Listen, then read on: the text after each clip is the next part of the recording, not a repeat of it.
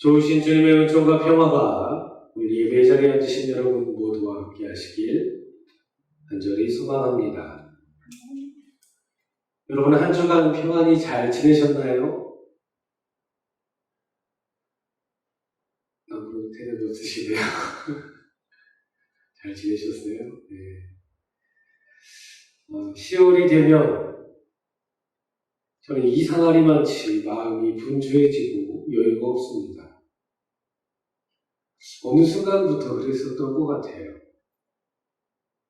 이제 겨울이 다가오기 때문에 서서히 월동 준비를 해야 된다는 그 강박과 또 한 해의 마지막이 가까워지고 있기에 교회와 센터의 일 정리를 위해서 지금부터 서서히 점검을 하고 준비를 해야 된다는 압박이 있는 듯합니다.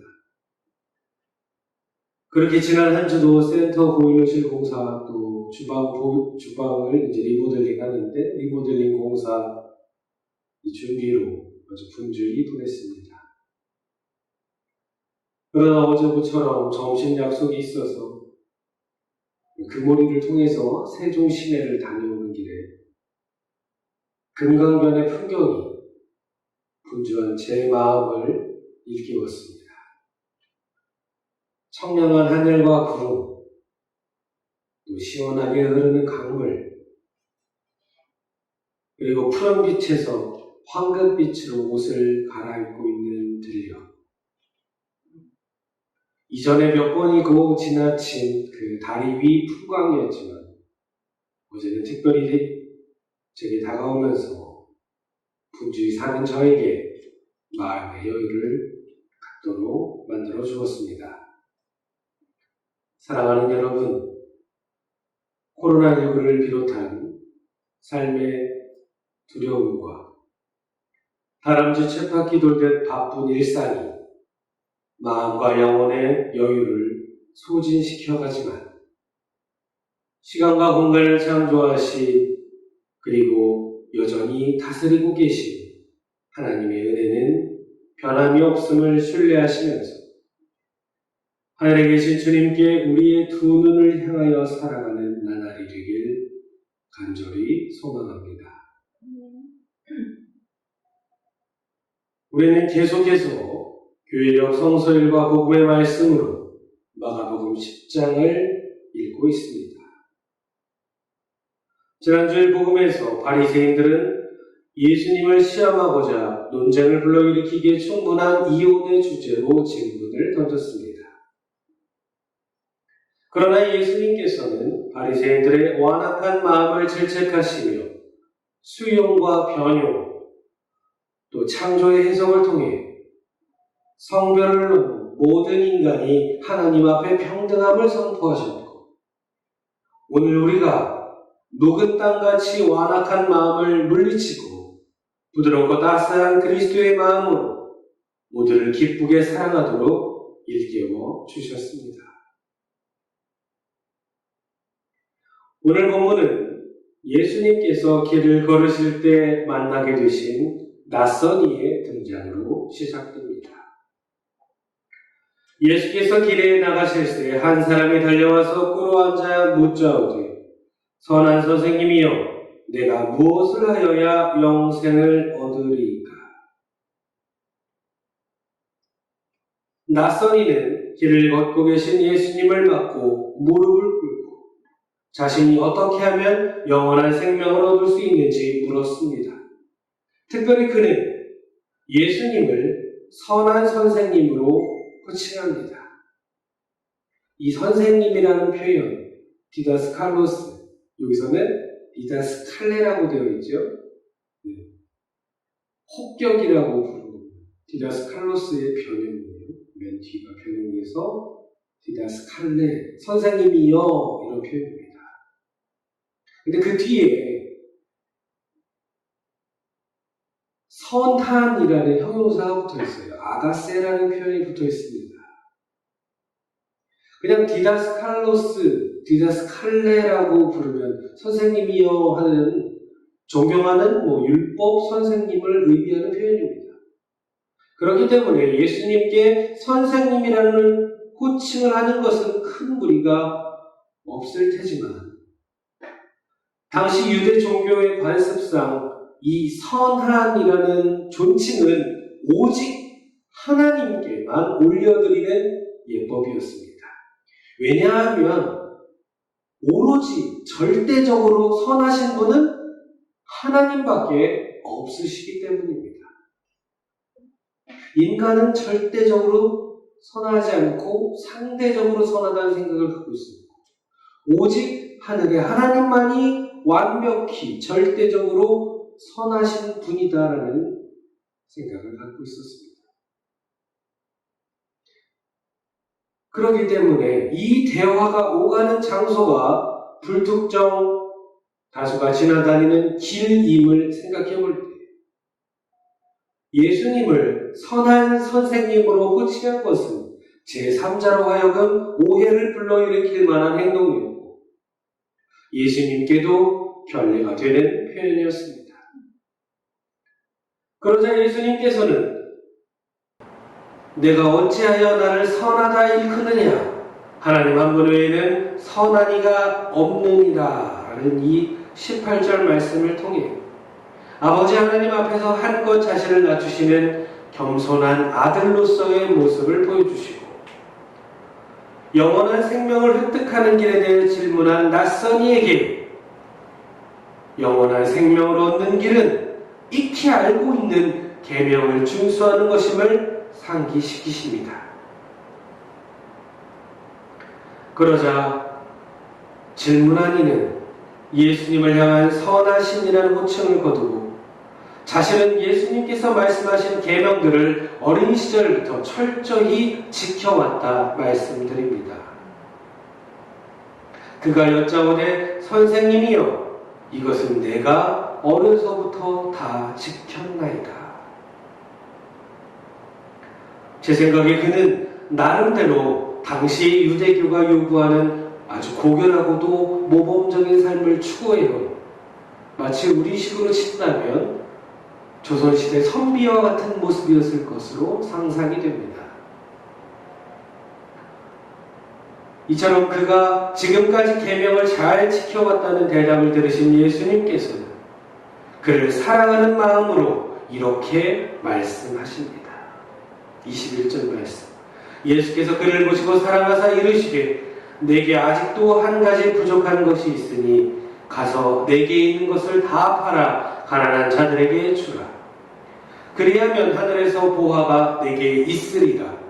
그리고 와서 나를 따르라 하시니. 이 21절 말씀을 묵상하면서 제가 가장 먼저 주목하게 된 부분은 그를 보시고 사랑하사입니다. 어린 시절부터 계명을 철저히 준수해왔다는 그의 대답은 자칫 교만하게 들릴 수 있습니다. 그러나 예수님께서 그의 고백을 믿어주신 것 같습니다. 예수님께서 보시기에 완벽하지 않지만 그가 나름대로 얼마나 많은 날 동안 흠없는 삶을 살기 위해 애써왔는지를 잘 알고 계신 듯 합니다. 그렇게 예수님은 그를 갸륵히 여기셨고 마가는 이를 사랑하사라는 표현으로 기록하고 있습니다. 그러나 영원한 생명에 갈급한 이를 사랑하신 예수님께서는 그에게 부족한 것이 하나 있음을 발견하십니다. 내게 있는 것을 다 팔아 가난한 자들에게 주라. 이 문장에서 저는 한 가지 의문이 들었습니다. 예수님께서는 어떻게 그가 부자인지 아셨을까요? 크게 한 세 가지로 추측해 볼 수 있겠습니다. 먼저 마가가 자세히 기록하고 있지 않지만 그의 복색과 기품이 평범한 이들과 달랐을 가능성이 있습니다. 당시에는 옷이 신분의 또 다른 상징이었기 때문입니다. 다른 가능성은 그가 글을 읽을 줄 아는 이라는 점입니다. 앞서 언급한 선하신 선생님이라는 호칭을 사용한 것, 또 율법과 계명의 철저한 준수 등을 미루어 보아 그가 율법을 읽을 수 있는 능력을 지닌 고차원적인 종교교육을 부여받은 아주 부유한 이였음을 짐작하게 합니다. 마지막으로 하나님의 아들이신 예수님의 초월적인 능력이 그의 상황을 간파하시는 것입니다.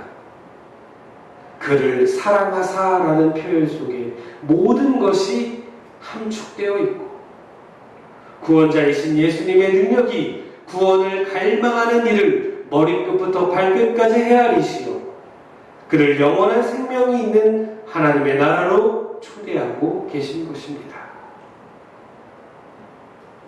그러나 그는 이러한 예수님의 하나님 나라로의 초대에 머뭇거립니다.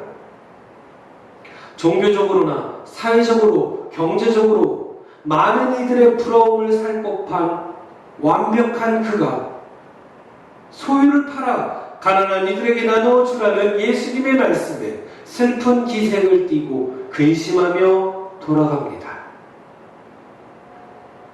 하나님 나라의 보물인 영원한 생명을 위해 자신이 움켜쥐고 있는 모든 것을 버리고 주님을 따를 것인가?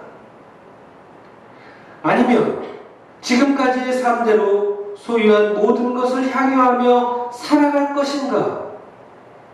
이 두 가지를 두고 깊이 갈등하다. 결국 그는 본래의 삶의 자리로 돌아갑니다. 영원한 생명을 갈망하지만 동시에 자신의 욕망의 끈을 놓고 싶지 않았던 것이지요. 저는 이 지점에서 저와 여러분을 비롯한 오늘날 많은 그리스도인들의 이중적인 모습을 발견합니다. 영생을 갈망하며 예수님을 찾아온 이와 마찬가지로 오늘의 우리 또한 스스로 움켜쥐고 집착하는 세상의 것을 사랑하는 한 슬픔과 근심은 계속될 것입니다. 그렇다면 오늘의 우리가 슬픈 기색을 띠고 근심하며 돌아가지 않으려면 어떻게 해야 할까요?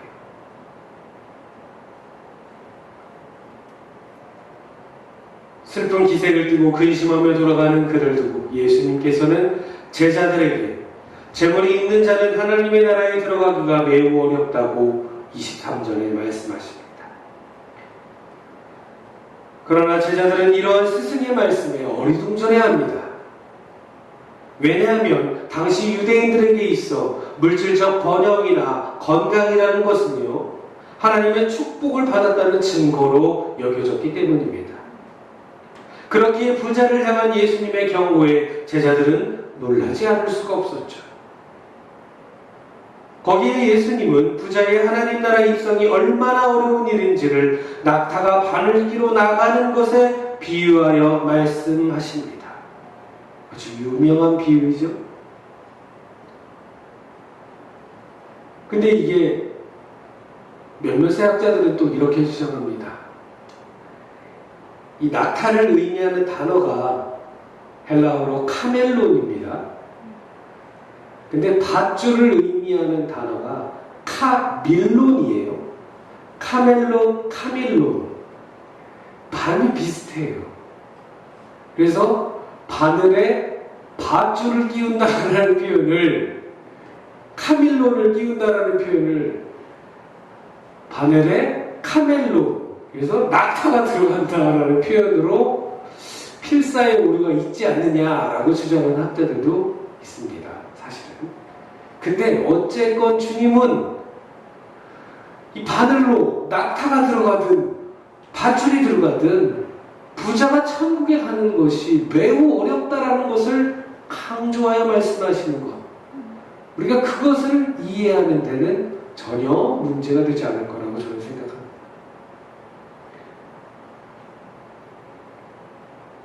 제자들은 그래서 더욱 혼란스러웠습니다. 아니 도대체 그럼 어떻게 합니까?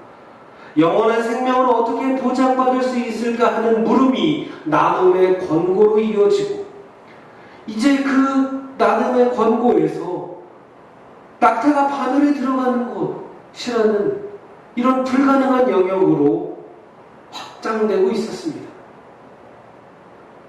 제자들은 서로 충격에 휩싸여 자주 섞인 질문을 합니다. 누가 구원을 얻을 수 있는가? 이에 예수님께서 사람으로는 할 수 없으되 하나님으로는 그렇지 아니하니 하나님으로서는 다 하실 수 있느니라 말씀하십니다. 영원한 생명, 곧 구원의 주도권은 오로지 하나님께만 있음을 강조합니다. 그렇다면 여러분, 오늘의 우리는 어떻게 해야 영원한 생명에 이를 수 있습니까? 저는 이에 대한 단초를 19절 말씀에서 찾습니다. 우리 한번 같이 읽어볼까요? 내가 계명을 안 하니 살인하지 말라, 간음하지 말라, 도둑질하지 말라, 거짓 증언하지 말라, 속여 빼앗지 말라, 내 부모를 공경하라 하였느니라. 아멘.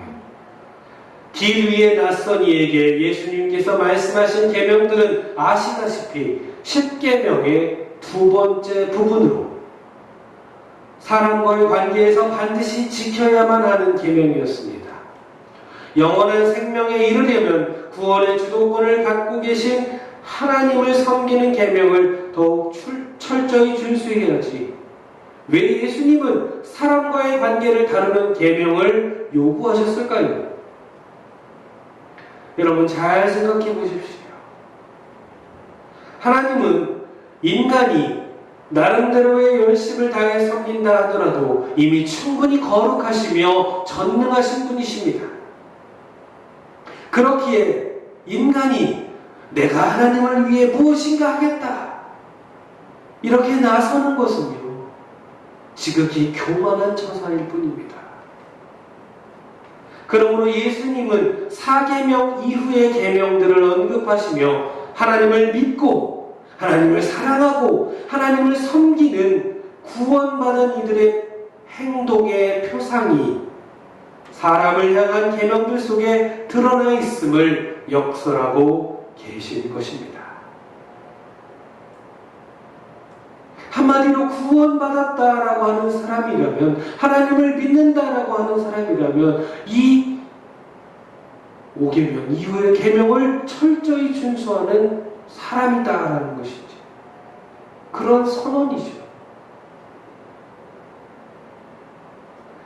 아울러 저는 이 19절의 말씀에서 예수님께서 내 부모를 공경하라는 5계명을 맨 뒤에 말씀하시고 살인하지 말라는 6계명의 말씀을 맨 앞에 두신 것을 주목합니다. 잘 보세요. 내 부모를 공경하라가 맨 뒤로 가 있습니다. 오히려 6계명이 살인하지 말라가 맨 앞으로 와 있지요.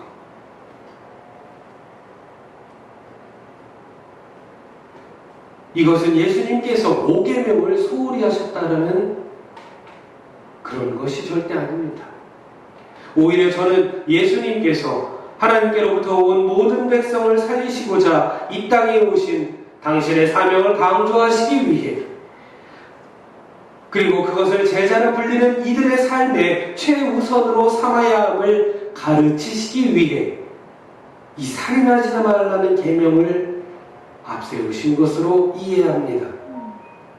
물론 생명을 살리는 대상에 있어 부모를 비롯한 가족도 포함되지만 때론 가족이 소유로 인식되어 과도한 집착을 불러와 사명을 그르칠 수도 있습니다. 그래서 오늘 우리가 읽지는 않았지만 본문 29절에서 30절은 이를 환기시키며 제자의 사명을 다시 강조합니다. 제가 한번 읽어드리겠습니다. 예수께서 이르시되 내가 진실로 진실로 너희에게 이르노니 나와 복음을 위하여 집이나 형제나 자매나 어머니나 아버지나 자식이나 전토를 벌이는 자는 현세에 있어 집과 형제와 자매와 어머니와 자식과 전토를 100배나 받되 박해를 겸하여 받고 내세에 영생을 받지 못할 자가 없느니라. 아멘. 그리고 주님은 나름대로 계명을 준수해온 부자에게도 소유를 팔아 나눔이 절실한 생명을 돌보며 당신을 따를 것을 권고하고 계십니다. 사랑하는 여러분, 우리는 예수님을 그리스도로 고백하는 그리스도인입니다. 그리스도인은 예수님의 십자가 순환과 부활이 모든 생명을 살리는 유일한 길임을 분명히 믿습니다. 그렇기에 예수님을 따르는 그리스도인들은 소유의 많고 적음으로 사람을 재단하며 가르고 소유의 증식을 위해 생명을 경홀히 여기는 일을 마다하지 않는 이 시대의 응당한 상식에 맞서며 두 팔을 벌려 모든 생명을 기꺼이 사랑해야 될 줄 믿습니다. 그러나 여러분 기억하십시오. 생명을 사랑하는 길은 우리 나름대로의 능력과 의지로는 불가능합니다. 오직 하나님의 사랑의 능력으로만 가능합니다. 영원한 생명에 이르고 싶으십니까? 그렇다면 하나님의 사랑에 의지하여 모든 생명을 사랑으로 보듬으십시오. 그것이 오늘의 세계에서 우리가 제자로 사는 길인 줄